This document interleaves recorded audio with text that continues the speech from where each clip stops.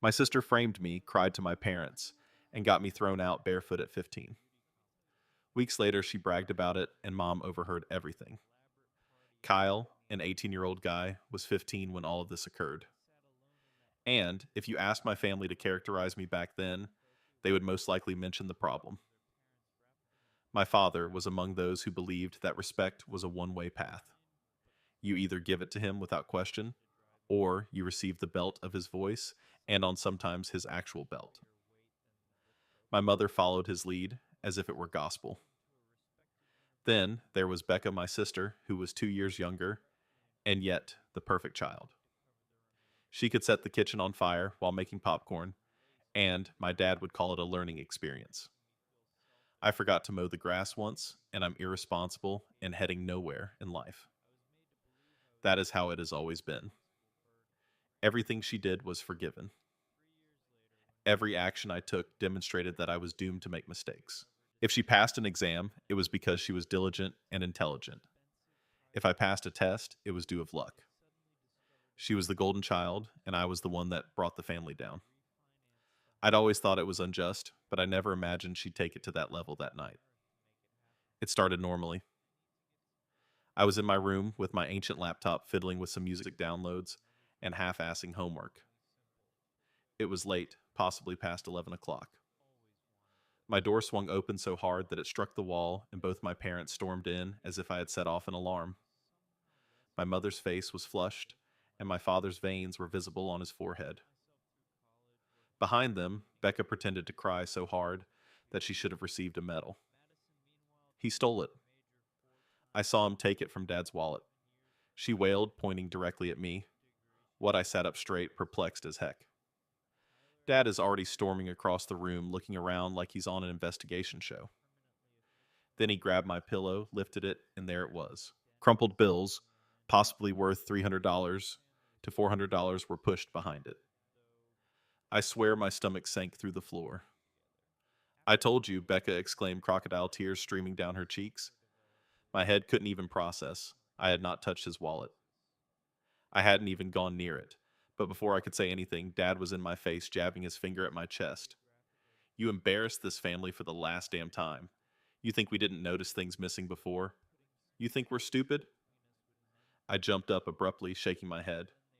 That isn't mine. She planted it. She's lying. Why would I take money when I've been saving every penny I could from babysitting and mowing lawns? Ask Mrs. Novak next door. I. Enough. He barked so loudly that it rattled my glass. A liar and a thief. You've made this house a joke. I turned at my mother for support, but she didn't even look me in the eye.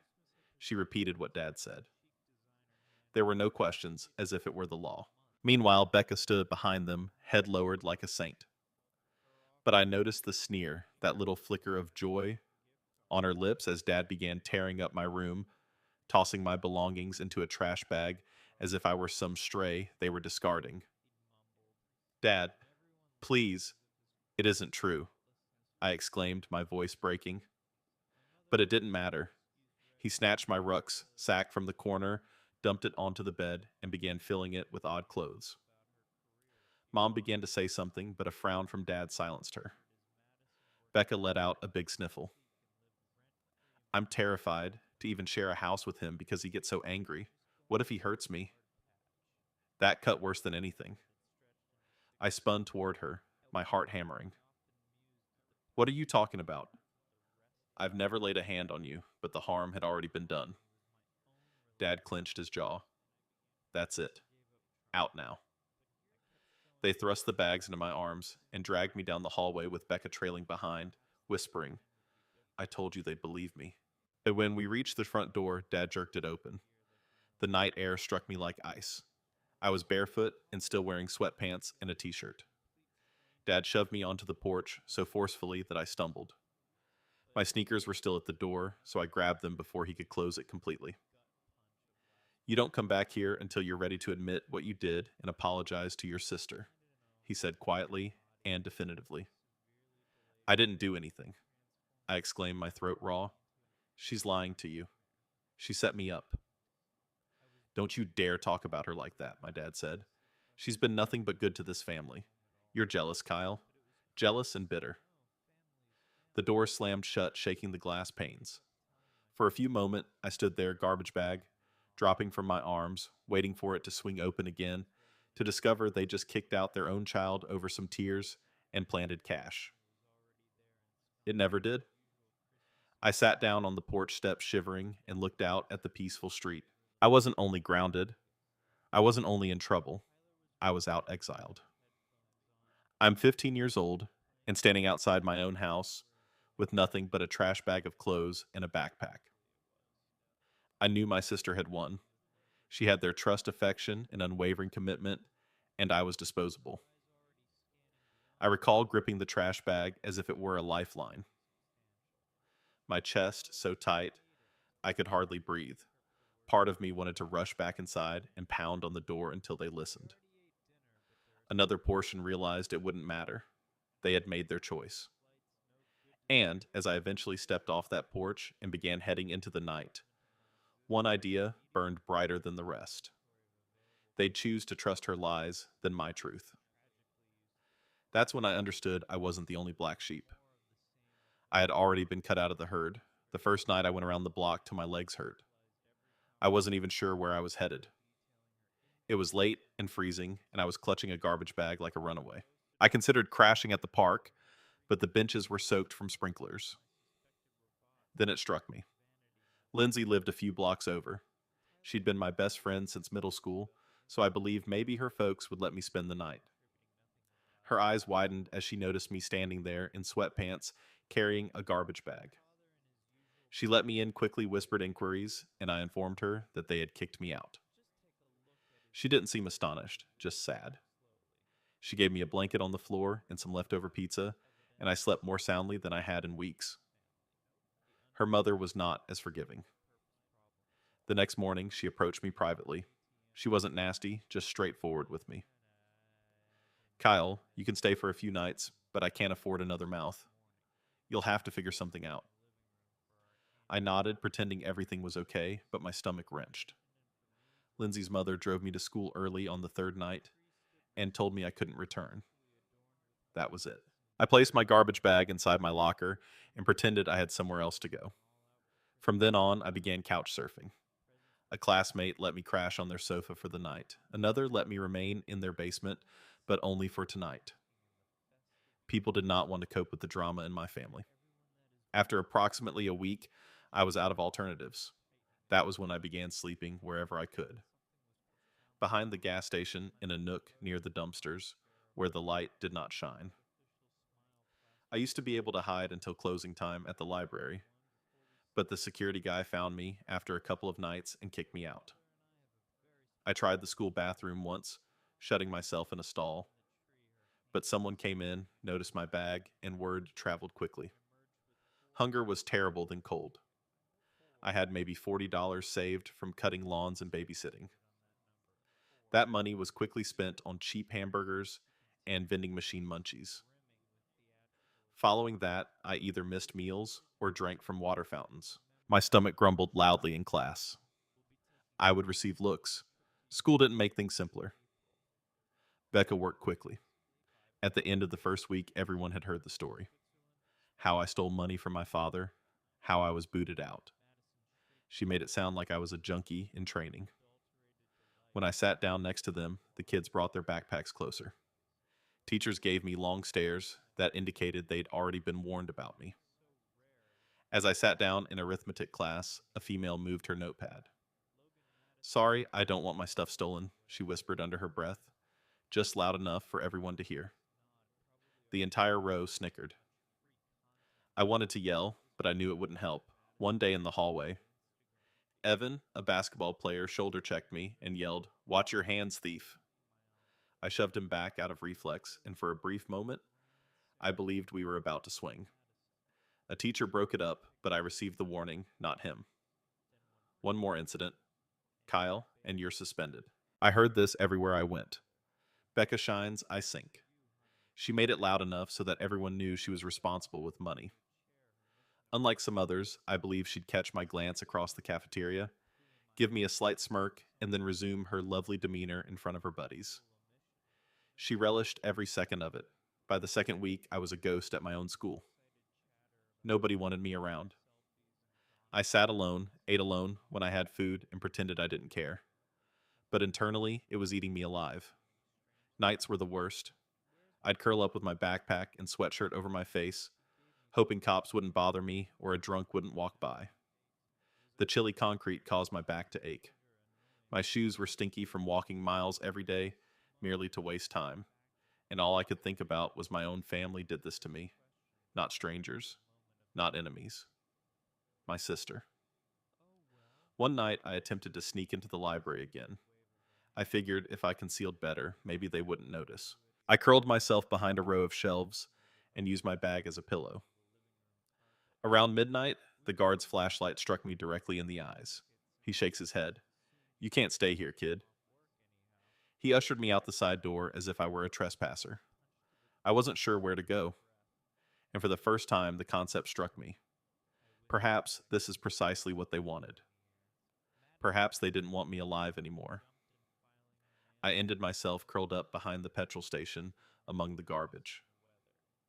I closed my eyes, but all I saw was Becca's smug little face pretending to cry as my parents shoved me out the door. She had won at least for now. I kept telling myself that someone, anyone, would eventually listen. Perhaps the adults at school weren't completely blind. Perhaps one of my family would truly have a backbone. I was mistaken. It all started with my father finding me. I'm not sure how he knew where I was. Perhaps Becca told him. Perhaps he just drove around till he saw me. I was seated on a park bench with my hoodie drawn tight when his car's headlight struck me. He came up so fast, I feared he was going to run me over. "Get in the car," he demanded, slamming the door behind him. I stayed firmly rooted on the bench. I felt my gut tighten just hearing his voice. "Now," he demanded. I shake my head. "Not unless you're ready to admit Becca lied." His face contorted like if I'd spit in it. "Don't you dare talk about your sister like that. She's been through enough because of you." "Through enough," was my reply. "She planted the money. She framed me, and you just believed her." His jaw tightened. He took a step closer, pointing his finger at me as if it were a weapon. "You're going to come home? You're going to admit what you did, and you're going to apologize, or I'll call the police and tell them you've been stealing from stores begging for money on the street. Do you understand me?" I clenched my purse's latch. "I am not coming home to be treated like garbage again. You can call anybody you want, but I'm not going to admit to something I didn't do." For a brief moment, I believed he was going to swing at me. His fist curled and his face hot, but then he swung around, went back to the car, and took off, leaving me shaking. That was the moment it hit home. He did not want the truth. He only wanted control. The next day at school, I approached the counselor. I thought, hey, maybe they'll believe me if I just lay it all out. I sat in that office, my heart racing. I told her everything. How Becca placed the money, how she brags about it, and how my parents kicked me out. She listened, nodding, with that blank expression counselors have. When I finished, she sighed. "Kyle, I understand you're under a lot of stress, but accusing your sister without evidence isn't going to help. Your parents already spoke to us. They're concerned about your behavior. They claimed you were unstable." Unstable. That word affected me the most, as if I were a ticking bomb, rather than a youngster camping outside gas stations. "I'm telling the truth." I explained, my voice quivering. She simply shook her head. "Focus on your schoolwork. The best way to show your family you're trustworthy is through your actions, so basically suck it up." That's what she intended. I attempted one more angle. I contacted my aunt from a payphone outside the supermarket. She picked up cheerfully until she heard me speak. Her tone changed as soon as I told what had transpired. "Kyle, this isn't something I can get involved in. Your parents are doing what they think is best. Maybe if you just said sorry." I hung up before she could finish. My own blood did not want to touch this trash. Everyone wanted the easy version of the story.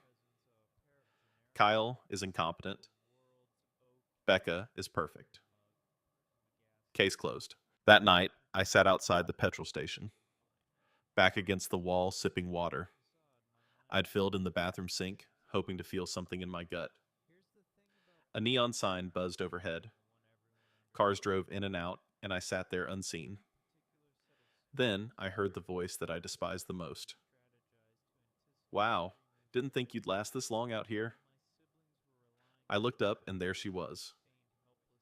Becca was holding a Pepsi casual as heck, as if she were simply passing by to say hello.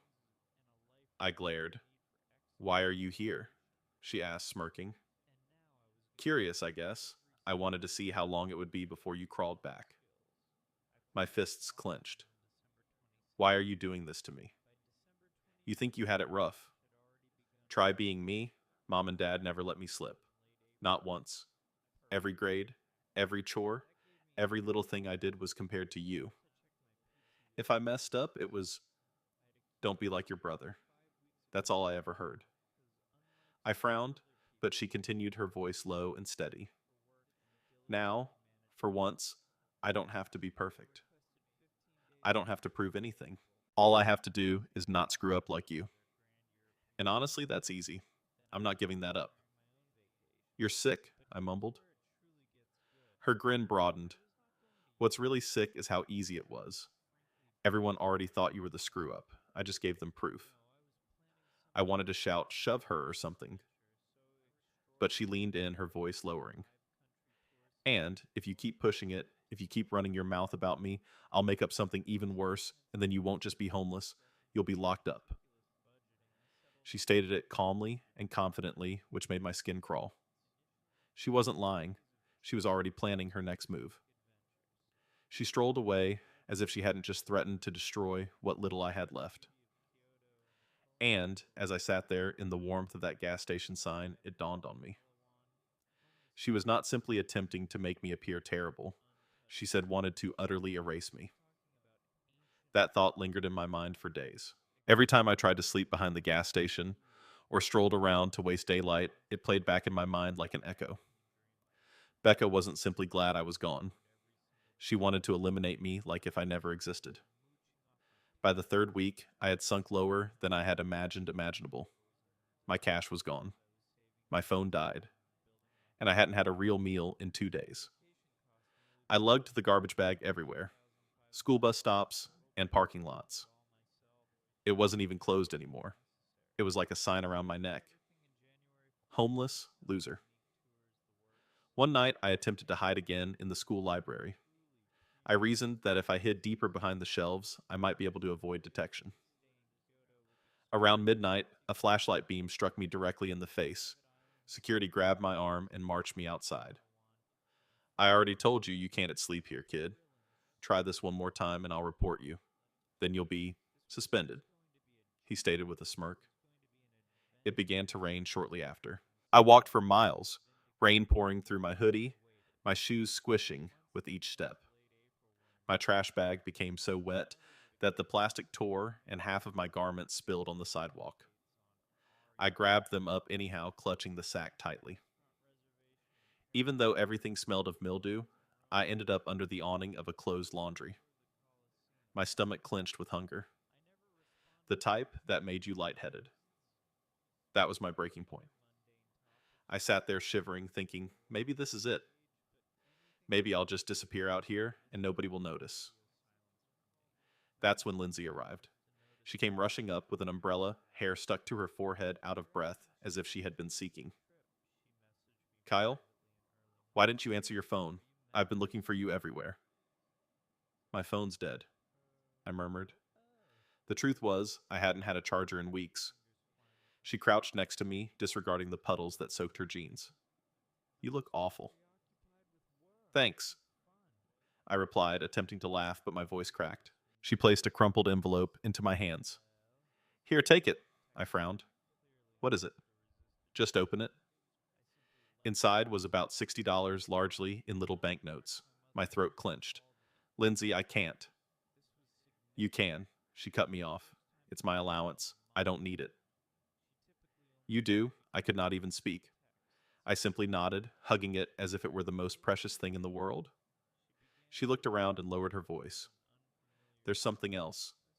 Becca bragged at a party. I heard her. She told people she planted the money that she set you up. My head snapped toward her. She admitted it. Yeah, but nobody believed her. They thought she was showing off. Some even said, even if it was true, you probably deserved it. It was like being kicked in the chest. Deserved it. That's what people thought of me. I rose up and paced under the awning. If I can get someone to back me up, they won't, Lindsay remarked quietly. She's too popular. Nobody wants to cross her. They all think you're already a lost cause. The quiet between us said everything. It wasn't only my parents. Everyone had written me off. That night, I sat in the laundry doorway, dripping wet, my clothes stinking and my stomach churning. As I glanced at the street, something within me hardened. If no one was going to stand up for me, I would have to do it myself. That evening, after cleaning up in a gas station bathroom, I took my damp garbage bag and began walking. I was not nervous. I was not scared. I was just finished. When I turned down our street, my chest clenched.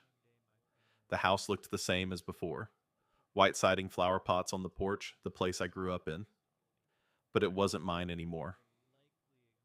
I waited there for a long time, rain dripping down my hood before heading up the driveway. I was going to walk through that door and make them hear me. Whether they liked it or not, my fist struck the door 3 times loud enough to sting my knuckles. For a little moment, nothing happened. Then, footsteps. The door creaked open, and there was Becca, as if she had been waiting. Her brows rose and twisted into a sneer. Well, look who crawled back, she explained. I shoved past her before she could stop me. My wet shoes creaked across the hardwood. I'm not here to stay. I'm here to talk. My mother's voice echoed through the main room. Kyle. A second later, she appeared drying her hands with a dish towel. Dad followed, arms folded and his face already red. Out now. No, I replied, chest heaving. You're going to hear me this time. You've believed her lies long enough. Tonight, you're going to hear mine. Dad took a step forward, looming above me. Watch your tone. You don't get to barge into this house. And watch my tone, I said louder than I intended. You threw me out with a trash bag because Becca cried and waved a couple bills around. You didn't even ask for my side. Not once. Because we know you, Dad replied sharply. You've always been reckless, Kyle. Always jealous. Dad's face stiffened, but I continued on, fire building in my chest. Jealous? Let's talk about that. Remember when she copied my science project? Teacher called home and you punished me for making her cheat? She cried and you believed her. Always the same story. She's the angel. I'm the screw up. Doesn't matter what actually happened. Dad clenched his jaw. For a fleeting second, I seen something spark in his eyes. He knew I was correct. He knew it. But, rather than admitting it, he doubled down. He took a step closer, the smell of aftershave and wrath reaching me. Don't you stand here and disgrace your family. You've done nothing but pull this house down since you were a teenager. You want me to acknowledge we favored her. Fine, we did. But she earned it. She keeps her grades up, helps your mother, and stays out of trouble. You can't even keep a roof over your head. The words landed harder than a fist. My fists curled, but I forced myself to remain upright. I can't keep a roof because you threw me out because she framed me and you believed her without a second thought. Behind him, Becca leaned against the wall, sipping from a glass of water, as if watching TV, a sneer on her face. I turned toward her. Go on. Swear right now you didn't plant that money. Look me in the eye and swear it. She tilted her head, lips twitching, as if she was about to laugh. Sure, I swear, she responded, her voice full of sarcasm. I pointed at her, my voice breaking. You hear that? You can't even take her seriously. She's lying to your faces, and you're still falling for it. Dad's face turned hot, and his hands curled again. Then out of nowhere, he grabbed a glass from the table and threw it at me. His aim was off, but it blasted on the wall directly close to my head. Shards came down, cutting my arm and cheek. Blood dripped down, but he only pointed at the door, his voice low and quivering with wrath. Get out before I call the cops and tell them you broke in. You want to keep making scenes? Fine. You can do it from a jail cell. I steadied myself, my breath ragged in my chest, thumping my throat, burning, but I refused to cry. You've made your choice, I remarked quietly. You picked her. You always pick her. One day you're going to see her for what she is. And when that happens, don't come looking for me. The room fell silent, except for Becca's gentle chuckle. Wow, she said under her breath, shaking her head. Drama much. I retrieved my luggage from the floor and turned toward the door. Every step felt heavy, as if I were dragging chains, but I did not stop. At the threshold, I swung around one more, staring at everyone. My parents transfixed. Becca smirking. You think I'm the problem? Fine, but when the truth blows up in your faces, remember this moment. Remember I warned you. Then I wrenched the door open, went into the darkness, and slammed it behind me. The cool air hit me in the face, combining with the sting of the shallow wounds down my arm.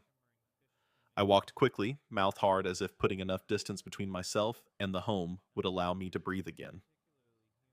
I got halfway down the block before I heard footsteps, quick and irregular, as if someone were jogging to catch up.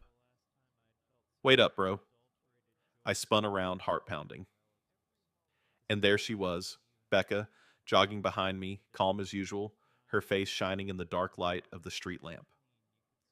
She was smiling as if this were a game for her, as if Dad hadn't just tried to shatter me with a glass seconds before. As Becca stepped onto the porch, I thought I heard the screen door squeak behind her, but I was too preoccupied with her smug smirk to notice. My stomach flipped. What do you want now? I demanded, my tone sharper than intended. She slowed to a walk, slipping her hands into her hoodie pocket with a relaxed posture as if she were going for a late stroll. Relax. I just wanted to see how far you'd actually take this.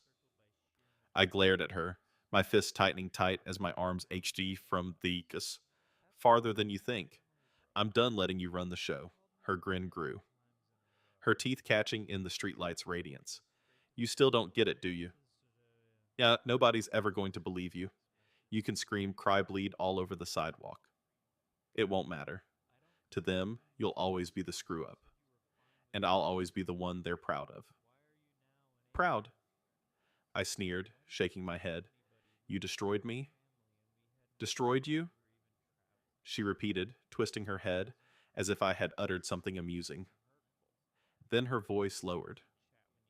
Cruer. I didn't destroy you. I just gave them proof of what they already believed. That was the smartest thing I've ever done. My stomach turned, my chest tightened. Say it again, I said, moving closer. She leaned in her voice, a whisper, as if she wanted to enjoy every word. I framed you. I planted the money. And I do it again, watching you beg while I win. That's the best part. The words sliced through me like a razor. I could almost hear the blood gushing through my ears and feel every drop dripping down my arm from where the glass shards had ripped into me. Then another voice pierced the silence. Excuse me. We froze like statues. Mom stood on the edge of the porch step. Her face was pale, and her arms were crossed tightly across her chest. She must have followed Becca out without us noticing. For once, her eyes were not filled with rage toward me. They were focused on Becca. What did you just say? Mom said, her tone stern, as if she didn't recognize the daughter in front of them. Becca stiffened, the smirk slipping straight off her face. Mom, it was nothing. He's twisting it. Don't lie to me, Mom said, walking down onto the sidewalk. Her voice shook, but her expression was dead serious. I heard you. You admitted it. You said you planted the money. For the first time in weeks, I felt something crack open inside me, a glimmer of hope. My chest clenched and words tumbled out before I could control them. You heard her, Mom. You finally heard her. Becca's mouth opened and then closed again. There are no excuses, phony tears, or quick spins on the story. She was rattled. The screen door smashed against the frame, and Dad stormed onto the porch, his words echoing around the yard. What's going on? Mom turned to face him, her hands shaking. She admitted it. Martin. She just admitted she framed Kyle. Dad blinked, his face losing color. His pace slowed as he approached the bottom of the porch, as if he wasn't sure he wanted to hear the response. He looked at Becca, his jaw set. Is that true? Becca's lip twitched. She looked between me, Mom, and Dad, panic flashing through her eyes. Her fingers fidgeted within her hoodie pocket, clawing at the fabric. She opened her mouth as if to deny it again, but her expression twisted, and the words came out like venom. So what if I did? I had to. You two always leaned on me to be the perfect one, the example. I couldn't risk him screwing that up, so I took care of it. I made sure he was the one you gave up on. Her voice cracked with the final words, but the harm had already been done. The hush that followed made the air feel dense. Mom staggered back, her hand reaching for her mouth. Oh my God! Tears streamed down her cheeks and her body shook as if she had just been sucker punched. Dad's jaw tightened and his hands curled again, this time at her rather than me. His face was flushed, his eyes steelily as if he were looking at a stranger in his own home. You ruined your brother's life? Mom murmured, her voice. You threw me out, I exclaimed, my throat hurting. You believed her over me. You tossed me in the street with nothing because she cried and pointed her finger. And now you hear the truth, and it's too late. Becca crossed her arms, attempting to hide the cracks in her voice with a false assurance. Don't act like you're some victim. You were always the mistake. I just made sure everyone else finally saw it. Her words hit me like another piece of glass shattered against my skin. I clenched my fist tighter, not to hit her, but to keep myself from collapsing. The silence extended. Mom sobbed openly. Dad simply gazed gutted, as if the ground had been pulled out from beneath him. And I stood there in the street, bleeding and exhausted, but ultimately vindicated. Now they knew the truth, but it didn't erase the fact that they'd picked her over me when it counted the most. It was too late to repair the harm. The yard fell silent following Becca's confession. Mom froze, tears streaming down her cheeks. Dad seems to have lost his composure. Becca attempted to cross her arms and appear tough, but her hands shook. For once, her little act did not work. I walked forward, drying blood streaking on my arm from the glass pieces that had cut me. My voice was rough and steady. You don't just get to stand here and act shocked. You ruined me. You tossed me out with nothing. Let the whole neighborhood think I was a thief because it was easier to believe her fake tears than your own son. You don't fix that with a couple words. You're going to fix it the right way. Dad snapped his head toward me as if he couldn't believe I was still speaking. Watch your tone. No, I replied firmly. You don't get to tell me how to talk anymore. You lost that when you threw me out. If you want me to even think about stepping back in that house, you're going to clear my name publicly. Mom blinked back tears. Publicly, I nodded. You're going to write a post on Facebook on the church page in the family group chat. I don't care where. You're going to tell everyone the truth that I never stole. That you spoiled Becca and let her lies destroy me? You're going to admit it for everyone to see. Otherwise, I'll do it myself. And, trust me, I'll include everything, including how Dad threw a glass at me tonight. Dad's cheeks turned red.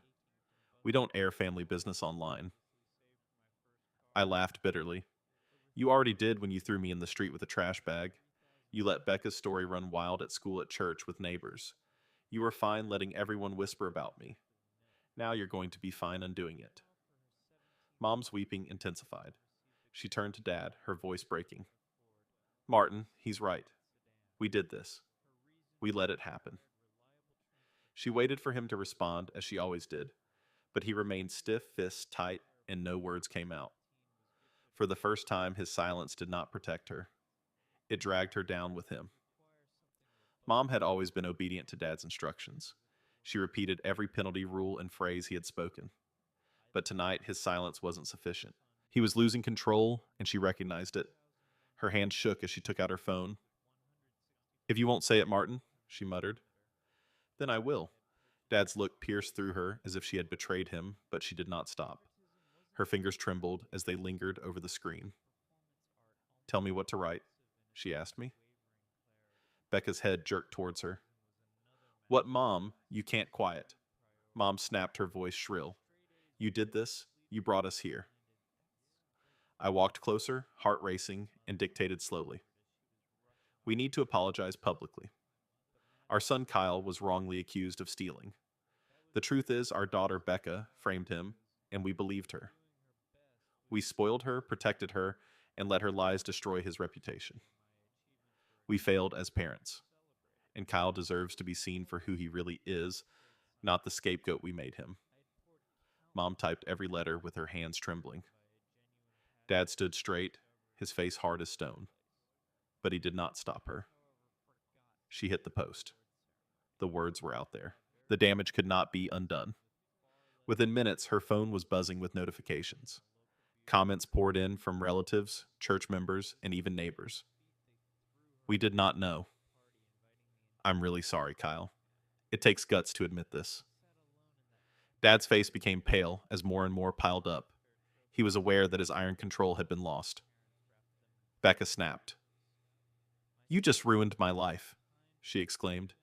"Everyone's going to hate me now." Dad rounded on her, his voice low and threatening. "No, Becca. You ruined your own life." Her face collapsed for the first time. There was no grin or phony tears, only panic. I stood there bleeding and drained, yet lighter than I had felt in months. "You wanted me gone, Becca. You wanted me erased. Now it's your mask that's erased. Everyone knows who you are." She stared at me, yet her voice was shaky. "You think they'll ever forgive you? You'll always be the one who caused drama." I came closer, my gaze fixed on hers. "No, I'll be the one who survived it. You'll be the liar who got caught." The silence was profound, broken only by Mom's muted tears and the continual pinging of her phone. Dad appeared 10 years older in that moment. And Becca, she finally appeared small. I put my backpack over my shoulder and walked toward the porch. "I'm taking back my bed. You're not doing me a favor. You owe me. You threw me out. Now you're going to feed me, give me a roof, and live with what you did." Nobody argued. Mom and Dad just stood there hollow. They did not attempt to block me this time. Not after the confession. Not after the post got public, and not after their precious control fell away. For once, no one dared to oppose me. Inside the house felt strange, like if I was entering someone else's home, but I was not a guest. Not anymore.